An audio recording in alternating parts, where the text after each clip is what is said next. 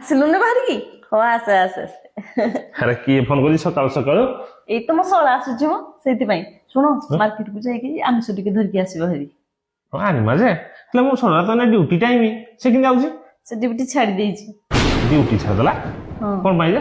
ଟଙ୍କା 10-15 ହଜାର କୁ କହିଲା 8 ଘଣ୍ଟା ଖଟିବି କି କହିଲା ଏଇଭଳିଆ ଡ୍ୟୁଟି ମୁଁ କରିବିନି ଏତେ କମରେ। ତାକୁ ଗୋଟେ କାମ କର ତୋ ଭଣୀ ଗୋଟେ ବୁଝି ଦେଇଛି ତୁ ଗଭର୍ଣ୍ଣର ଚାକିରି କରିବୁ ଟଙ୍କା 4 ଲକ୍ଷ 5 ଲକ୍ଷ ଭଳିଆ ଦରମା ପାଇବୁ। ସେମିତି କହିବନି। ଏଇ ସାକି ଅଜବ କଥା ଆଜି ଡେଟ୍ରେ ଡ୍ୟୁଟି ଖଣ୍ଡ କଣ ମିଳୁନି ତାକୁ ମିଳିଛି କହିଲି ପରା। ଦେଖ ତ ଗୋଟେ କଥା କହୁ ଶୁଣୁ ଘର ମୋର ଯେତେବେଳେ ସକାଳୁ ସକାଳୁ ପେପର ବାଲା ପେପରଟା ପକେଇକି ଯାଏନି ତା ମୂଲ୍ୟ 5 ଟଙ୍କା ସେ ନିଏ କିନ୍ତୁ ସେଇ ପେପରଟା ଯେତେବେଳେ ବେଳ ବୁଡ଼ିଯାଏ କେଜି 10 ଟଙ୍କାରେ ବିକ୍ରି ହୁଏ। ତେଣୁ ସେ ପେପରଟାର ମୂଲ୍ୟ ସମୟ ଥିବା ଭିତରେ ଅଛି ଯେତେବେଳେ ସମୟ ପାର ହେଇଯାଉଛି ତା ମୂଲ୍ୟ କମି ଯାଉଛି।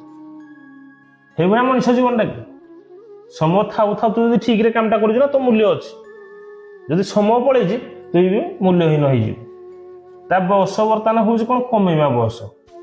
ଟଙ୍କା ଆଜି 10-15 ହଜାର ପାଇଛି କାଲି ଧୀରେ ଧୀରେ ବଢି ବଢି ତ 25,000 30,000 50,000 ପାଇବ ହଁ କି ନାଇଁ? କିନ୍ତୁ ଆଜି ଯଦି ତୁ ଚାକିରିଟା ଛାଡ଼ି ଦେଇଥିବୁ ସେତେବେଳେ ଚାକିରିଟା ଛାଡ଼ିଦେଲେ ଦେଖିଲୁ ହେଇ ମୁଁ ଏକା ସାଙ୍ଗରେ ଡ୍ୟୁଟି କରୁଥିଲା ସେ 50,000 ପାଇଲେ। ସମୟଟା ବହୁତ ବଳବାନ। ସମୟର ଉପଯୋଗ ଠିକ ସମୟରେ ଯଦି ଠିକ ଜାଗାରେ କରିଛୁ ନା ତାହେଲେ ପରିଶ୍ରମର ଫଳ ତତେ ନିହାତି ମିଳିବ। ଆଉ ଇଏ ଚାକିରି ଛାଡ଼ି ଦେଇକି ବଇଛି ଠିକ ଅଛି ମୁଁ ତାକୁ ଫୋନ କରିକି କହୁଛି। କହୁଛୁ ନାହିଁ ତାକୁ ଯା ଜଏନ କର ଭାରି ବେଣେଇରେ ମାଂସ ଖାଇବା ପାଇଁ ଦୌଡ଼ି ଯାଉଛି ଫୋନ କର ଖତ ପକେଇ ଦବ।